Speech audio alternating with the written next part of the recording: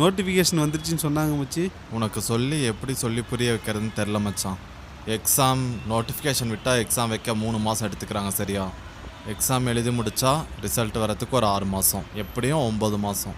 Result விட்டால் ஒருத்தன் case போட்டு வச்சுக்கிறான், அதுக்கு ஒரு 3 மாதம் எடுத்துக்கிறாங்க. இதிலே 1 வருஷம் போயிடுது.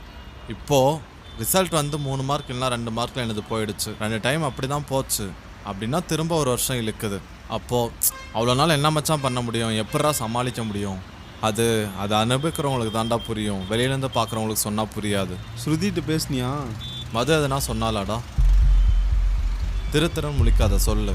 லாஸ்ட் 2 டைம் ஸ்ருதியை பார்க்க வரேன்னு சொல்லிட்டு போகவே இல்லை. ஒரு மாதிரி ரொம்ப ஃபீல் பண்ணி சொன்னான் மது. அப்செட்டாக இருக்காளாம். காலேஜ் படிக்கும்போது அவள் பார்க்கலன்னு லோன்னு சுத்தணும்ல. இப்போ என்னடா அவளை பார்க்க உனக்கு கேடு? எனக்கு என்ன ஆசையாடா அவளை போய் பார்க்கக்கூடாதுன்னு? அவன் படுற கஷ்டம் அவனுக்கு தாண்டா தெரியும். நீ வேலைக்கு போகலன்னு உனக்குள்ளே ஒரு இன்ஃபீரியாரிட்டி காம்ப்ளெக்ஸ்